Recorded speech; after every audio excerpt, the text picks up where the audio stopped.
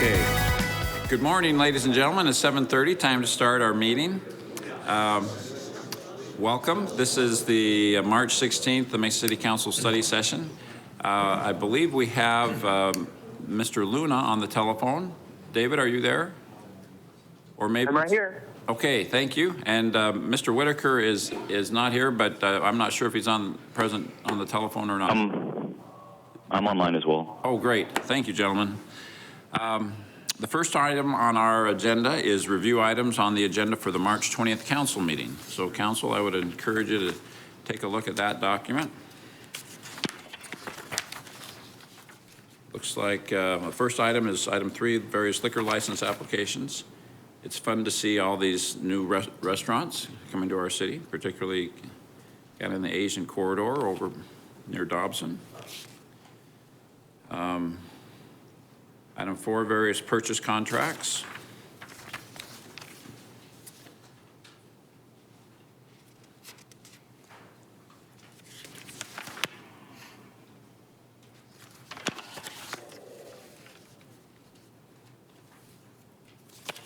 And item 5 is various resolutions.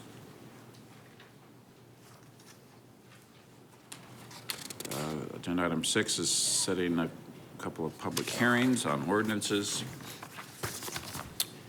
And 7 is taking public comment on some zoning cases.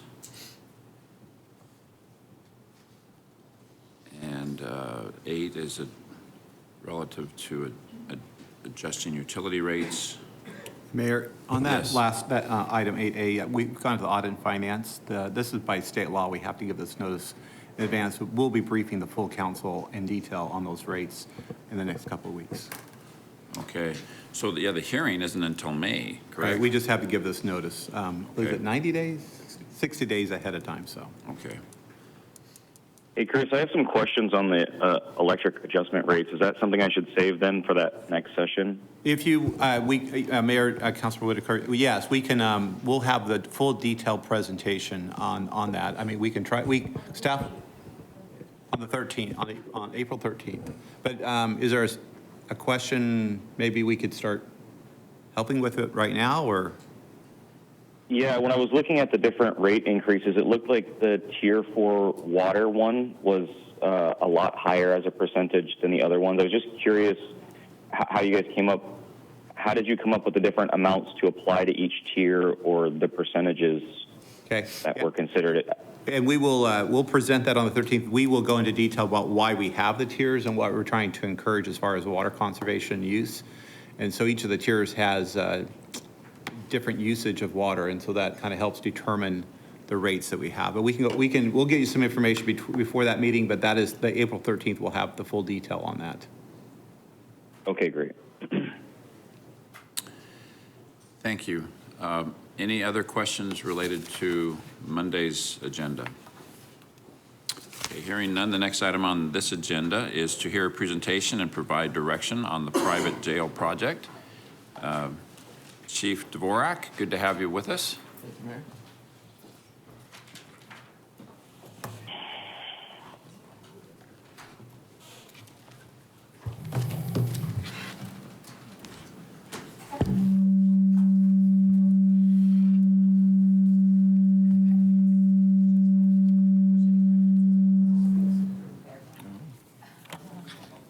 Good morning. Good. Well, Mayor, members of council, good morning. My name is Mike Dvorak. I'm currently serving as the interim police chief here in Mesa, and we are here to make a presentation today regarding the private jail services. If I can introduce my co-presenters here today. To my left is Commander Mike Beaton. He is responsible for our holding facility operations. And to my right is Krista York. She's our police fiscal manager. And to her right is Sharon Browse, who is the senior procurement officer with our purchasing. To kind of start rolling through the PowerPoint, there's several slides, and I'll try to move through them at a fair pace, but hopefully not compromising the understanding of them. But let me just give you a little backdrop, a little bit about a brief understanding of our current operations as it relates to jail services.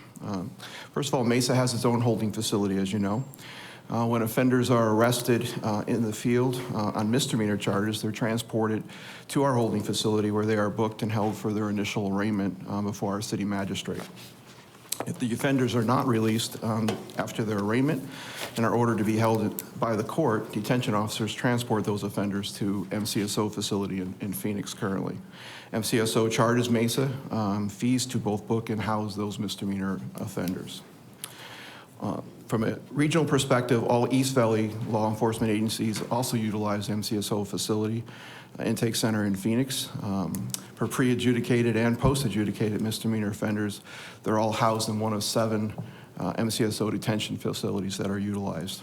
And for clarity, for those who don't know, pre-adjudicated is those that are held for upcoming court dates in their particular case, and post-adjudicated is when the case is resolved by the courts and perhaps they're serving jail sentences, just to clarify those terms. Next, talk a little on the challenges that are faced by our holding facility and detention staff related to our operations. Now, detention staff does multiple daily transports to Phoenix each day. Due to the volume of agencies that all use at the MCSO facility, there are consistent wait times and sometimes delays, certainly in that booking process. Medical refusals are sometimes also an additional complication that they're faced with. So the private jail project goals were highlighted by 5 of them. That is, 1 was to explore the opportunity to reduce costs of booking and housing misdemeanor offenders, how to improve our overall efficiency of our transports, identify a vendor that could potentially operate a private jail facility, and identify an acceptable location for that private jail facility, and also the potential for an East Valley Regional Opportunity Partnership as well. In 2012, a request for proposal was done for private jail services, and it was a multi-agency East Valley initiative. The East Valley, all agencies in the East Valley that participated were a part of a review committee that actually reviewed the RFP, and that committee met and discussed and went through the 3 proposals that were submitted by the potential vendors. And they are listed in your slide there. Corrections Corporation of America, Management and Training Corporation, and Emerald Correction Management. Each vendor was evaluated on a variety of critical areas to include what you see listed there, highlighted, I think, by organizational qualifications, their financial condition and stability, their conformance to the RFP terms and specifications that were outlined, as well as their pricing model. Additionally, the RFP evaluation team looked at the feasibility of each of the proposals in terms of the location that was being proposed, the transportation elements to it, the detention and medical staff, how that was done, and then the process, and also the prisoner movement plan that was presented by each of the groups. The next slide, CCA's proposal was selected by the evaluation committee to move forward in the process based on their submittal. CCA, which is currently named Core Civic, but is referred, CCA is a common known quantity in terms of housing and private jails. I'll tell you a little bit of their background. They're based in Nashville, Tennessee. They have over 3 decades in correctional management industry. Their largest facility is in Florence, Arizona. They also have a facility here in Eloy, Arizona, which is both in Pinal County. They partner with 3 of the federal correction agencies as well. The highlights of their particular program submittal were as follows. Theirs is a transportation model. And what they propose in that model was to book and house both the pre- and post-adjudicated misdemeanor offenders at existing facilities in Florence or Eloy. And like I said, both of those are located in Pinal County. CCA will transport the offenders 3 times each day to and from their facility to the Mesa holding facility. All detention and transports are then handled by their staff. So CCA also has on-site medical staff for intake screening and ongoing medical needs as well, which was a requirement of the RFP. Additionally, I put a slide together that gives you a little idea of some of the CCA programs and activities that they have in terms of education and wellness services also for their inmates. Additionally, the impact to our operations, just to kind of bring it together, is that there is really no change to what the officers will do in the field. They will still handle the calls. If they make an arrest, they will come to our holding facility. They will process it exactly the same way. They will stay at the holding facility until the arraignment happens within 24 hours of the arrest. And so the difference comes in either the transport, which now we do with MCSO for the booking and housing at that facility. Instead, in this proposal, CCA would do the transports from our holding facility to their facilities and back in similar fashion. So the next slide is really the financial element of this that I wanted to present to you of what this means in terms of a comparison between our current operation and the potential for this private jail services proposal. So with that, I'll turn it over to Krista York, who will take you through those slides. Good morning. The first slide we're looking at is based upon the RFP. It is dependent upon the number of inmates we have housed is the rate. What we used in all of our calculations was the highest rate, that 1 to 200. At times we do have over 200 inmates, but just for consistency, we stuck with the highest rate. The next slide shows historically what we have paid to MCSO within our jail bill, and the cost associated, what we're looking at for the current fiscal year, which is $5.2 million is estimated. And so our average over the last 6 years has been about $6 million in our jail bill with MCSO. I'm sorry, quick question. Is the fluctuation because in 14, 15, we housed more prisoners, or did the rates go up and down? Yes, in 14, 15, we did house more prisoners. The rates are also increasing, though. And so you'll see the fluctuation. There's a booking fee and a housing fee, which is right here. And that shows, what you'll see is interesting from this slide is from the first 4 years, it's relatively flat. In fact, the booking rate actually decreased. And then what you'll see starting in fiscal year 12-13 is a significant increase in primarily the housing rate going forward from there until current day. In fact, from the current fiscal year to next fiscal year 17-18, the housing rate alone is increasing 12.6%.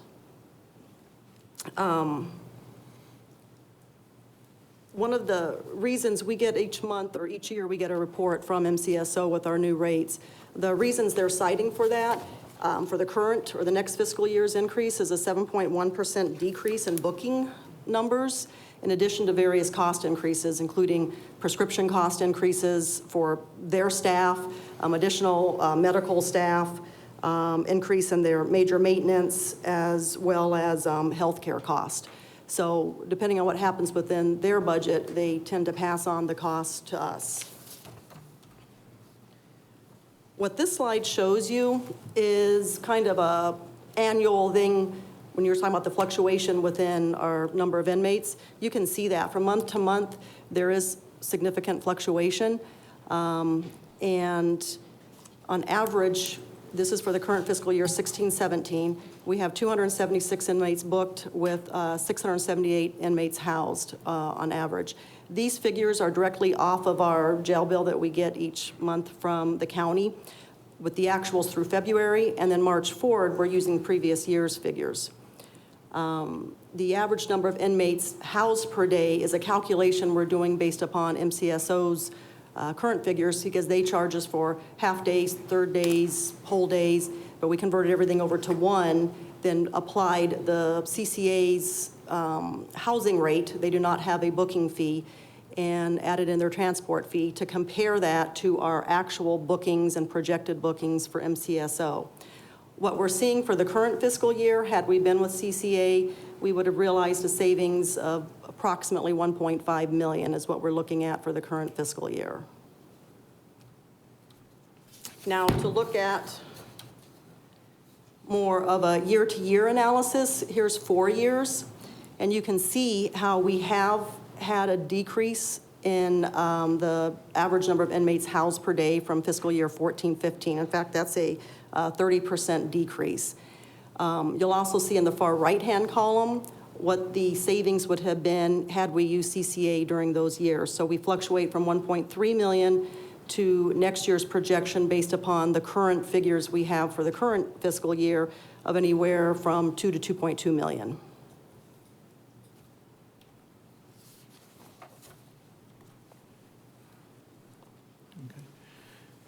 As our final slide is, just to give you that backdrop, really what we're asking for is direction and any questions that you may have, and then direction for us going forward in terms of moving forward with the private jail services. Mayor and Council, real quick. So we wanted to present this to Council. The Police Department has been working on this since 2012.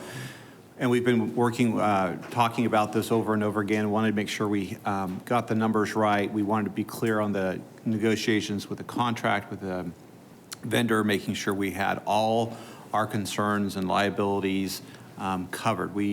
It's taken us quite a while to get here, but we feel like we have a real proposal, I think, is what we want to present to the council today.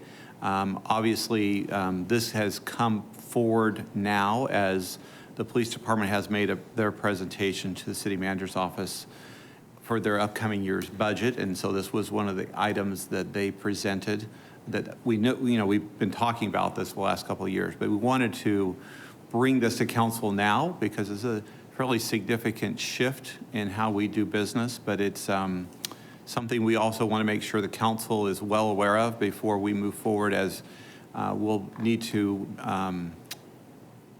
inform the county that we'll be making this change. This will have an impact on their operations also. Before we go on just a little bit, Chief, can you talk a little bit, we do kind of the dollars and cents here, but remind us, is there any impact as far as staffing support that is currently from the police department now for the transport of prisoners? Can you talk a little bit about what that may mean as far as freeing up officers now under this contract? Because I think we've got the dollar and cents in here, the check we have to write to the county, but I believe there's also some reutilization of staff that may be available for us here also. Right, correct. Right. Mayor, members of council, talking a little about what this means to the operation, and what it will mean mostly is that while it may not be a reduction in staff, we believe, because we will still be doing transports to county because they do house our felony prisoners. So we do make the daily runs to county with the felony prisoners that they're required by statute to follow through with. So we make those runs each day. We will continue to do those runs. Where we think the efficiency value comes from is the time spent doing those. We will have far less offenders in custody that will be going down there. Thus, our turnaround times at those facilities will certainly, we expect to be far less.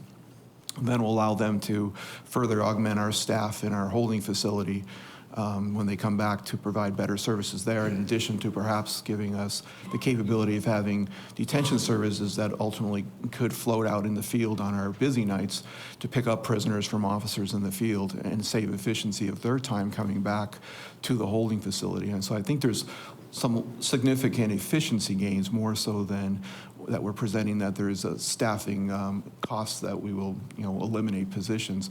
We will be able to, I think, to really supplement the officers in the field potentially and save time at the holding facility, which is certainly helpful to manage all the different visitors that are there and making sure that all the operations are done efficiently. Great, thank you. Council questions, Mr. Winkle. Can I have you comment on, I did a quick search of CCA on the news, on Google, and essentially two things came out, and one was the measles outbreak that happened there at one of their facilities in Eloy, as well as the high suicide rate of prisoners in their facility. Is this something that, I know this is a social level versus like a dollars and cents level, how, can you comment on that, or? I can probably do an overview of just knowing the industry. I think what we found in the research in the industry overall, when you're housing prisoners, that there's certainly incidents in all housing, no matter where it's at, certainly with the numbers and the human element that goes into what occurs. I think one of our concerns that we looked at in the evaluation committee is the responsiveness of those agencies to any problems that they see and what do they do about it. And is it consistent with what you call good management practices to do so? So it is something that we look at very closely. certainly their responsiveness and the attention of management is of high priority too. So as problems do exist, are they rectifying them quickly? But certainly incidents throughout, I think that industry, there are concerns when you're housing a lot of prisoners that you will run into issues. And that's why I think it comes down to the responsiveness, the practices, and I think the history to show that they've dealt with those issues as well, even though it doesn't necessarily always eliminate them from happening. Does that, does our liability on a transferee end when they get to their facility, or I mean, how does that work?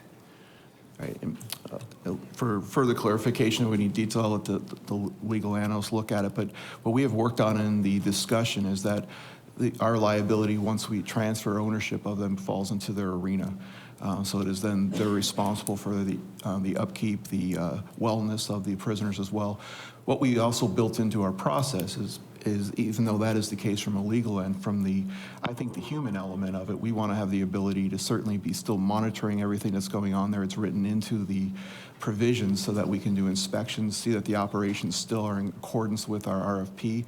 And then if we do get treatment complaints, that we have the ability to do those inspections and be responsive to those to make sure that the quality of care for those that are members either from our community or nearby are still within the standards that we would expect. So some of those safeguards are built in so that we can have that level of oversight. Thanks a lot. And I have just one more question. The Federal Bureau of Prisons, I think, released a report in 2016 saying that over time, it doesn't seem like these prisons are holding up to, or jails to, what our public prisons, I guess, would be. Can you comment on that, or is that true? I mean, the numbers right there seem like there are savings of numbers, right? So, I mean, what's the argument? I mean, how do they say that? How can they justify that? Yeah, I probably won't answer for them. I mean, in their assessment, I think what we look at is I think there's pros and cons to both sides of issues and concerns that come in. And what we had to mitigate, I think, in this RFB process is making sure we have as much checks and balances to be able to oversight to make sure the standards are what we would find reasonable. I think there's certainly challenges throughout the country, and there's different opinions on private versus public housing of inmates and facilities. However, like I said, I think our provisions and what we have written in there gives us some assurance to ensure for our quality that we expect here in Mesa that we can have the oversight to make sure. We also have the ability in the contract, if we don't find it working in the way we want it to or the responsiveness we want, is our ability to pull out of contract if we want to as well. And we can resume other what we do currently as well. So it gives us some safeguards, I think, with that. And I think there's a variety of reports that certainly identify different pros and cons to both private and public. Thank you. Thank you. Mr. Freeman. Thanks, Chief, for the presentation. I was wondering, this cost savings or estimated savings is very impressive. Who put those numbers together? Was it just the police department? And the reason I ask, and was it backed up by Mike and Candace? Did they review the numbers at all? Yes. One thing I make sure of, it's not my numbers. Okay. But yes, we do have our police fiscal analyst, Carissa, does the numbers, and they are also, she's in communication with budget office to validate numbers. And whenever we bring them forward, we look for that double validation to make sure that they're in accordance with those standards. But we leave that to the financial experts to make sure the numbers make sense, and we talk more on the operational end and then try to combine those two scenarios, if you will, to see if it makes sense. Okay. Yeah, because I just was curious about how the estimated savings was developed. And then the efficiency component is very important. I think keeping boots on the ground, delivering service to our community residents is extremely important, especially in some of our areas and the dynamics that they're experiencing in our neighborhoods. So I like what I've heard so far, and I appreciate the presentation. Mayor and Council, one thing that I think why this opportunity exists to our advantage is there's some facilities that are available.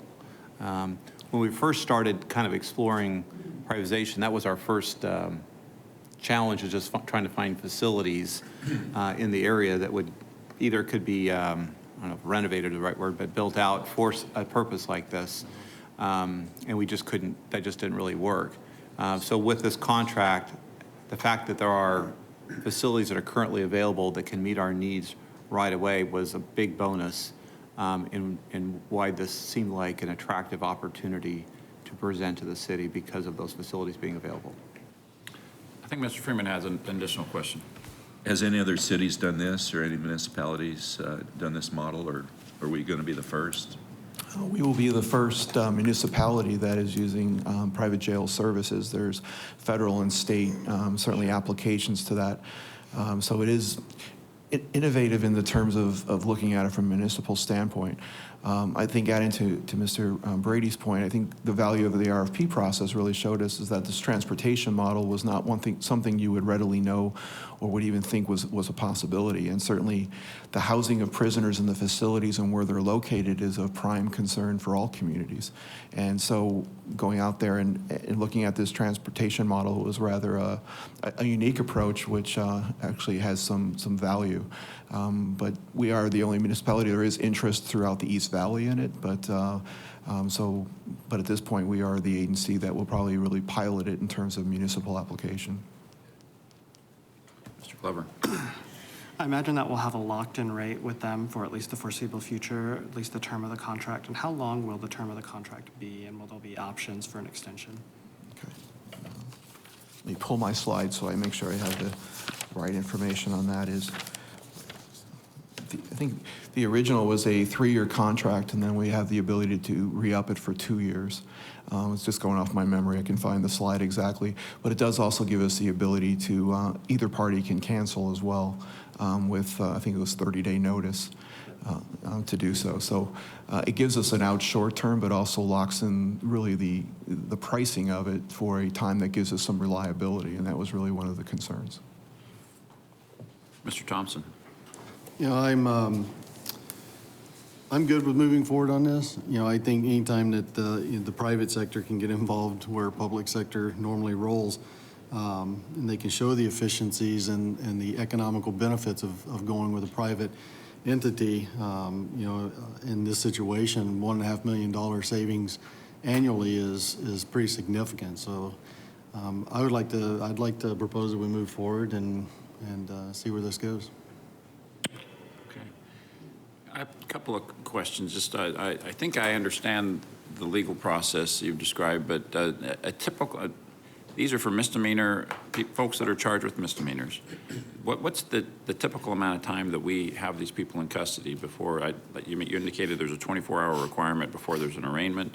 So are we going to house those individuals in our holding facility until the arraignment occurs, and this service would kick in after that?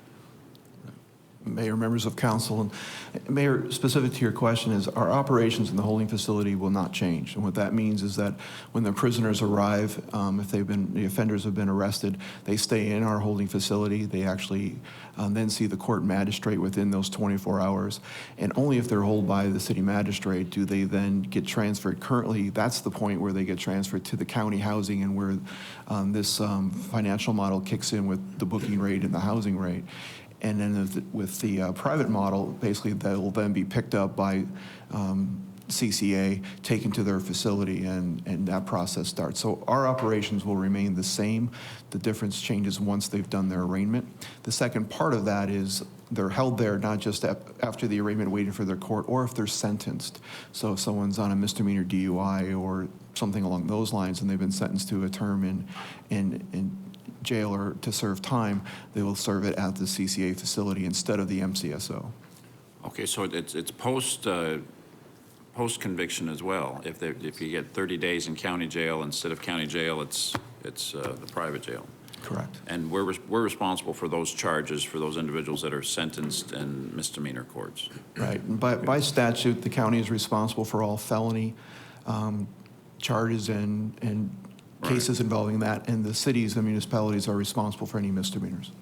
So to use your terminology, it would be both pre and post adjudication would be at this facility. That's correct. Okay.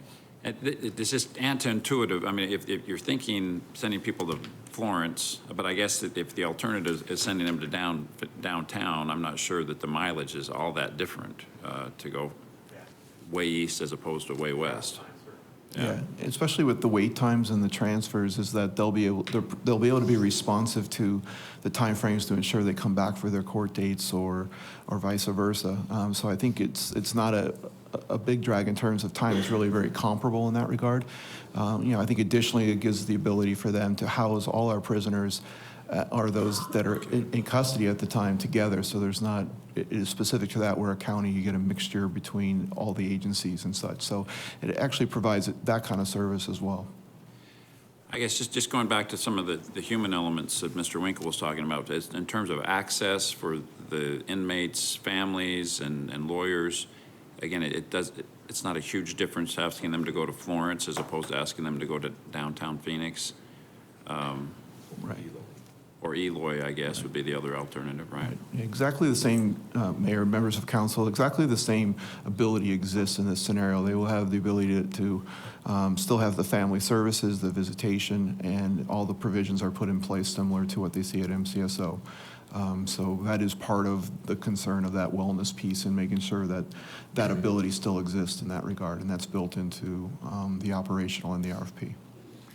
One of the slides you presented showed the services, educational and some of the human services that are related to the private contractor. Are those roughly, could you argue that there are more robust wraparound services available with the private jail as opposed to the county? I think, Mayor and members of council, I think what we see in there is that they offer those services, and those were important to us in this process of, it's also about helping those to not come back and services to give them a chance to move on from this predicament. So we feel it has the ability with the private that we can articulate what services also that we would like to see and what they provide that could give us a more robust menu of services that can be provided to the inmates. How will this impact the county? Are they going to shed a tear when we do this, or will they say, "Oh, thank goodness, that gives us a little breathing room"? That's why we wanted to talk to you first before we talk to them. Yeah. Okay. We don't know. Obviously, there's a volume that they've been used to, but unfortunately, their costs continue to escalate and have put tremendous pressure on our budget. And even you just look at the housing costs, facetiously, we were joking we could house them in the Marriott sometimes as cheap as it was taking us. So we really have to have become more cost conscious of of what the rising costs have meant as the county struggled with a variety of liability challenges that have hit them on health care and treatment of prisoners even in their facilities. And so we were looking for alternatives. We just felt like the numbers were getting significant, but we wanted to visit with council, kind of we're going in that direction, so that we've committed to going and sharing with the county that we are intending to move in this direction so that they can plan accordingly if they need to adjust their staffing or whatever anticipated cost they would assume from us. This doesn't impact, the whole 287G, as you know, is in the news right now. This really doesn't impact that scenario, does it? We still in our holding facility, we would still, it'd be status quo in terms of cooperating with INS, and then after it goes to the contractor. Does Maricopa County Jail, are they a 287G facility? And is this contractor a 287G facility? Mayor, Mike Beaton, I'm over the holding facility. This would not impact our operations in any way, shape, or form. We would still perform our 287G operations with our arrested prisoners. The county is not a 287G program, but they have ICE agents embedded in the county, so they take care of all that while a county. So as far as CCA, I don't believe that they are a 287G program. So. Okay. Thank you. Mr. Winkle. Do we, and this is to Mr. Rady, do we have the ability to bargain with MCSO over prices, or are they kind of like, these are the prices and that's it?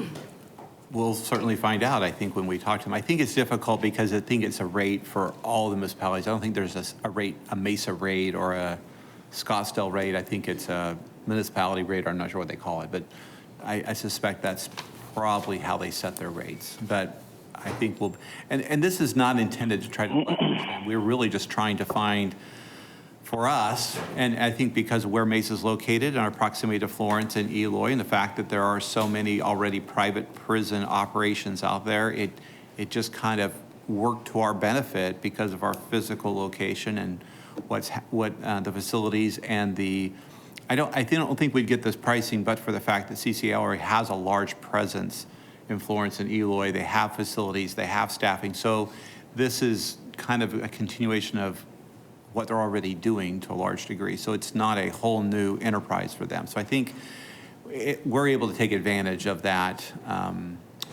of their position already in those areas. But we do want to make sure we're upfront and share with the county what our intentions are. And have we, as the city and I guess our legal team, looked at the human factor of it? And just I guess there's a lot of years of finding out that things aren't necessarily that the bottom line basically isn't caring about humans. The bottom line is caring about dollars, right? Right. Well, and I think we want to make sure, and I think that's why the chief, and we spent a lot, that's why it's taken so long for us to get to where we are. We want to make sure the quality of the facilities and the operator, we weren't going to see a significant drop in the care for the prisoners. Now, I think on the other hand, what we're able to do with our contract is we're actually able to dictate more about the types of services and the level of care that's being provided. We don't have that with the county. We're not participating in that discussion. So here through this contract, we possibly maybe be getting a higher level of service, possibly, or at least we have more of an input than we would otherwise with the county. Thank you. I'd like to add one thing in that the general inspector released a report last year saying that, the privatized prisons don't provide the same level of services, programs, and resources, and they don't save substantially on costs. And I know that the feds have reverted from using private prisons to bringing that back in-house. I guess my question is, what makes us think that we can do it any better? And I guess more to Ryan's point, how are we weighing the human factor here? Mayor, council members, I think I just reiterate a few things. I think to answer your question, I think the human element's a big part of the concern, certainly going forward. I think as I mentioned earlier, I think we have the ability in the RFP to really monitor and make sure that the services that we believe is important are being implemented. And if they're not, have recourse to that. And being a municipality doing this privatization has some different ability on the front end that from the federal standpoint, perhaps their original provisions in their contracts were a touch different. We have the ability, I think, to draft that into our contract on the front end and ensure that they're being met as we described to ensure that. So, certainly in any kind of housing of prisoners, there's that human concern. And so that is our oversight, I think, responsibility, but desire as well, because that's an important element of just doing it right and making sure it's done in the very best way as possible. So it's a heightened concern going in just because we want to build in those types of measures to make sure that we're satisfied that we're seeing that level of service. Just to follow up on Mr. Whitaker's point, I mean, I assume, well, if we were to take a tour of the Maricopa County facility and the reputation there that Sheriff Joe did his best to promote was that you're not going to have fun if you come to a Maricopa County jail. It's going to be tent city. It's going to be pink baloney. It's going to be, it's going to be tough. It's not something you want to do. So I don't know and I'm sure Sheriff Penzone is going to take a different approach. So I guess we really don't know what to compare it. Well, but he's going to inherit the same facilities and the same program. So can you compare and contrast what a Maricopa County jail stay would be like compared to the private facility at all? Is it pretty much apples to apples? Is it one is noticeably different than another? Mayor and members of council, it's a hard comparison to make specifically, but what I can say is that part of the committees and evaluation teams look is they actually did a tour of the facilities in Eloy and went through their operations of how they do things. A lot of times you need to see it, not just read it. And so they toured the facility. They saw how the process would work and the programs to have the best picture, because we do have familiarity from the history of the MCSO process as well in that regard. So that gave the best sense of comparison for the committee to, at least in some sense, when they looked at it, be able to evaluate those programs and have some assurances regarding it. Chief, would the vendor possibly be available if members of council or the community wanted to go down there and look at the facility? We could do that? Definitely. Vendor has been very responsive. They have come down with their team to meet when necessary. They've opened up their facilities anytime we wanted to do tours, and that certainly is things I'm sure can be arranged very easily. They're actually anxious to alleviate a lot of the concerns that they know exist on that, so I think that would be certainly workable. So I heard you say that the team did that. They went but what were their impressions after having done that? Do they say this is 6 of one, half dozen of another? The experience is going to be from a humane level comparable or slightly better or worse in one facility? You want to handle it? Yeah, Mayor and Council. I've toured the Florence facility as well. I have not been to the Eloy facility. I'm sorry about your microphone. I don't know what's going on there. Okay. Yeah. And looking at county and Florence comparable, the Florence facility was actually is a little bit nicer, a little bit cleaner, a little bit newer, as far as nice and clean and new as those facilities ever get. So it's set up, it's an indoor area. They're called pods. Each pod is a different state. At this facility, they had Alaska, they had Hawaii, also housed in different pods, but they're all sight and sound separate from the other pods. That's kind of what Florence was like. But comparable to county, like I say, you're kind of comparing apples to oranges. This is more of a long-term facility out there, where county, you got people moving in and out consistently. But it was a little newer, a little cleaner, if anything, so. I think one of the words used to describe it was that it was indoors. Florence was indoors. Eloy was outdoors. Each pod you had to walk outdoors to get to each different pod at Eloy. But it's not a tent. It's not a tent, no. Okay. It's a substantial concrete facility, so. I didn't see any underwear when I was there, so no, sir. Well, and I guess the other point is that, I mean, there probably are, I know there's probably some disturbing reports about private prisons, but I think that might be a different product that we're talking about, because we're not talking about comparing this to Department of Corrections. We're talking about the average stay in a misdemeanor scenario is what, a few days to a few weeks. So we're comparing it to a few days versus weeks in a Maricopa County jail, not something in a long-term Department of Corrections facility. Right, and Mayor, members of council, and I think you hit a very important point is that with a municipality doing, again, we can set that structure up. It is a far different arrangement in terms of that time frame. Some are there for a day, some are there for a week, others are serving a 30-day sentence. They're all short-term, and that's why they're all misdemeanors in that regard. So the numbers that you see going in and out, there's a constant flow in and out. You don't have people serving 5, 10-year sentences and such. Thus, the facility is set up for that short-term stay and for that short-term service aspect of it in that regard. And certainly, I think the concerns you mentioned are certainly the concerns I have and the concerns that we have looking at the RFP. And that is really the legwork as we continue to look and get to a finalization and move forward on this, is to have that level of confidence in terms of how the operation is and the services, and that it's in accordance to what we expect. And if it isn't, then it's not something we would entertain to do. Thank you. Would the people that we put there, would they be interacting with the long-term prisoners? I'm sorry, Jeremy, can you say that one more time, just so we're clear? Yeah, the people that we would be moving there or temporarily housing, would they be interacting with the prisoners at these facilities that are there on a long-term basis? Mayor, Councilmember Whitaker, the answer to that is no, is what we've asked in the RFP is that they have separate facilities for our prisoners. So they'll have their own pod that will be specific to this contract and not intermingled with any of their other prisoners from, different jurisdictions and such. And that, to me, was a key element of making sure that there was a separateness to certainly what our operation was compared to federal prisoners.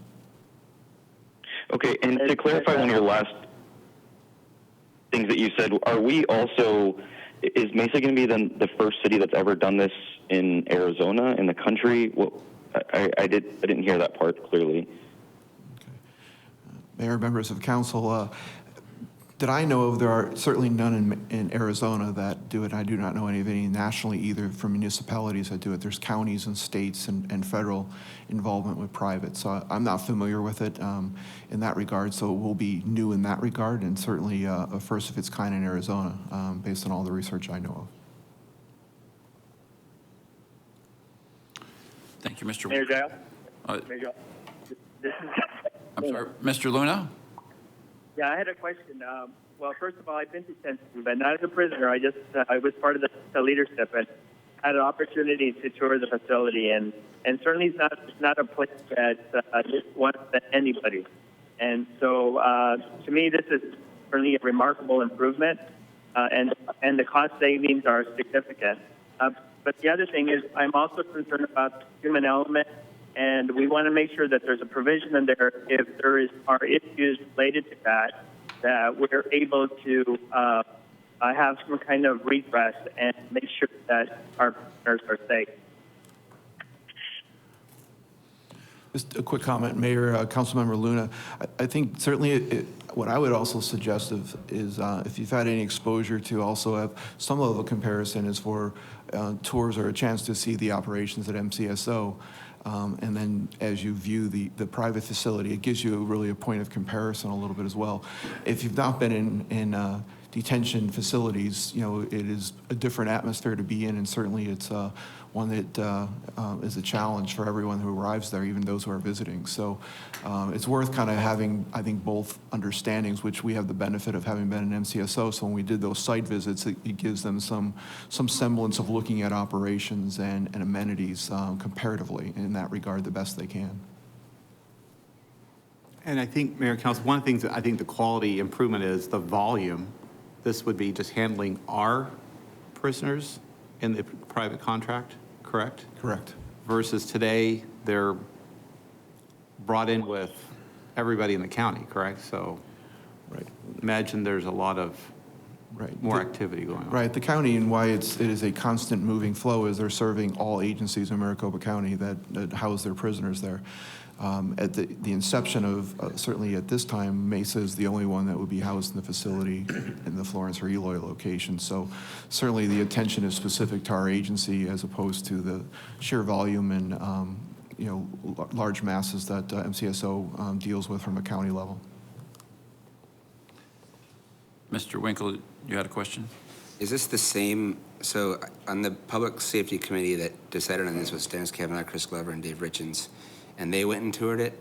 This is in 2012 versus now, or who's the team you're talking about? The team from PD, it wasn't. An internal Mesa Police Department team, is that right? Oh, okay. Yes, our tour was in recent times as well. We've gone and seen the facilities here, I believe, throughout. Over the last 2 years, we've gone back to them as well to make sure that the current staff has all seen them as well. So the visits are very current, not back to the 2012 original. That was when the RFP went out, and really till we furthered it down to this transportation model and with CCA as a possibility is when we started doing some of the site visits to physically get a chance to see what they were referring to and get some eyes on it.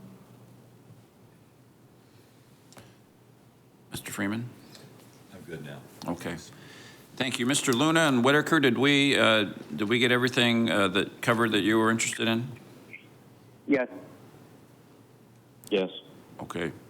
Thank you. Well, let me just express my support for going forward. I am anxious to continue to have a conversation with the county. We are partners with the county every day, a million different ways, so that's an important relationship that I don't want to, if I can avoid damage, but at the same time, I think they will understand that we cannot afford to lose, you know, if we can save $1 million or $2 million a year, we have to do that at every turn possible. So that'll be an interesting conversation going forward. Hopefully that relationship continues to be a strong one, but to me, this seems like a good idea.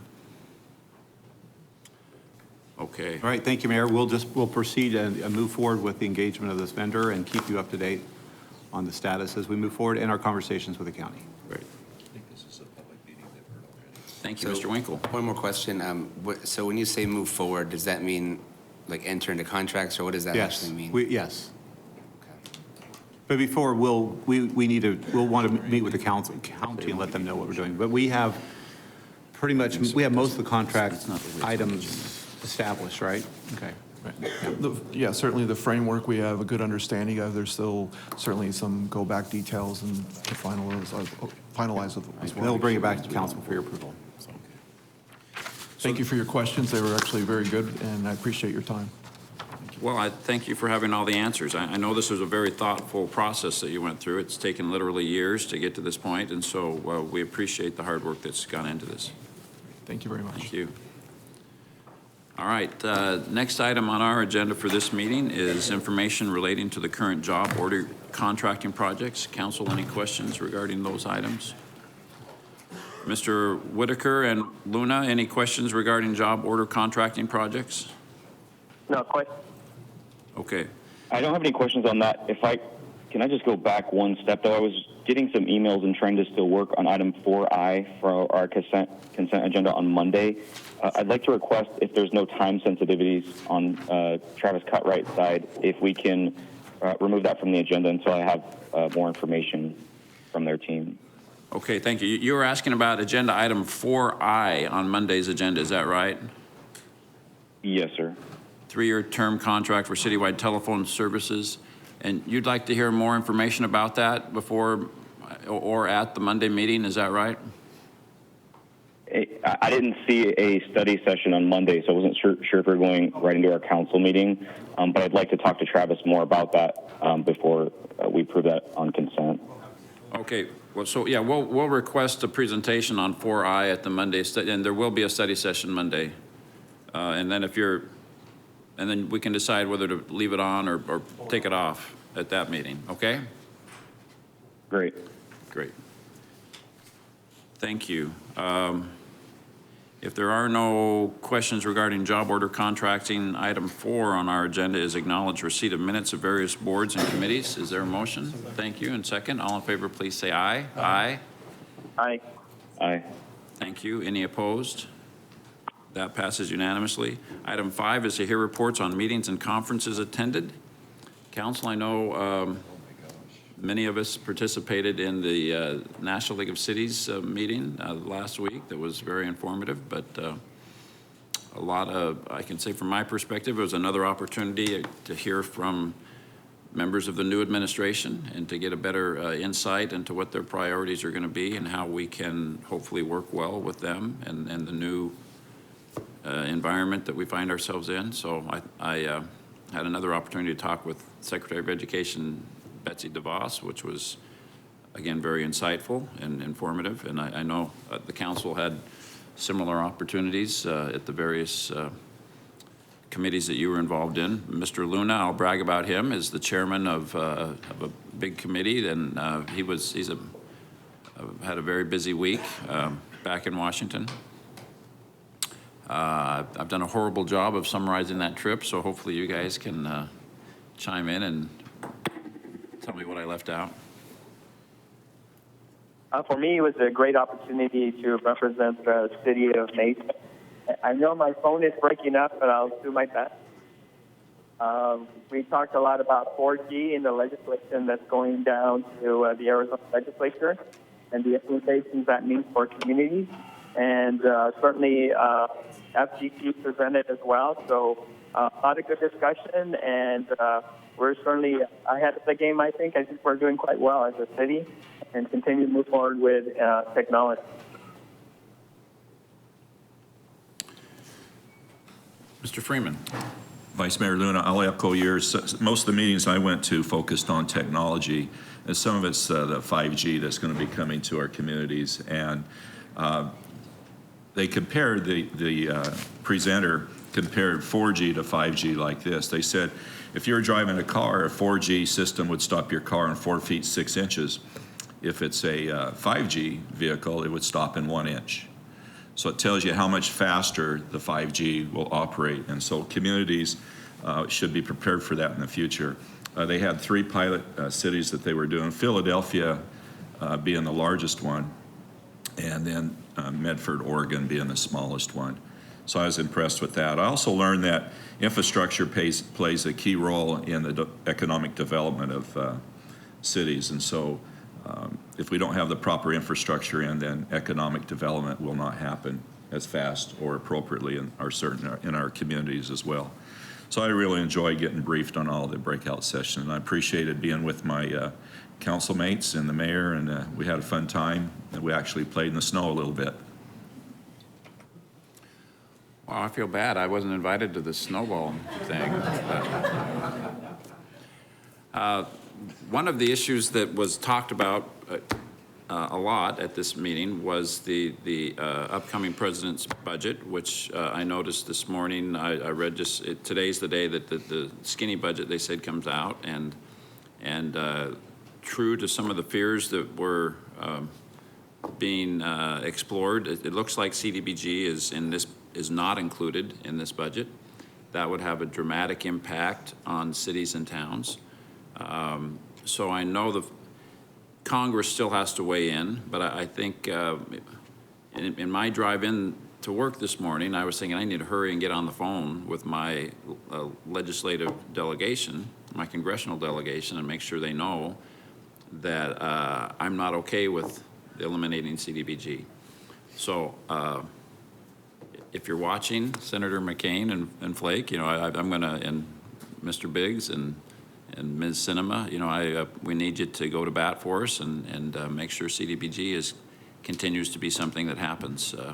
That's the way cities and towns do a lot of the good work that we do. So it'll be interesting to see what happens. I mean, there's still a lot that's going to happen between now and May, I think, when the larger budget's released. And it'll be interesting to see how this progresses, but I intend on speaking out and encouraging CDBG to continue to be something that cities can use. That's community development block grants for everybody who doesn't do this all day long. Okay. Any other items to talk about under reports and conferences? Item 6 on our agenda is scheduling of meetings and general information. Mr. Brady. Thank you, Mayor. Just a reminder, this weekend we have Spark, which is Mesa's Festival of Creativity. It'll be Friday and Saturday from noon to 10 p.m. at the Mesa Arts Center. So we invite everybody out there. It's will be music, performances, food, and activities for the whole family.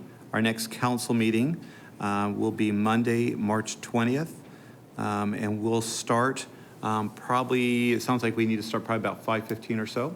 I don't think we have any other specific items on the agenda, so 5:15. Thank you.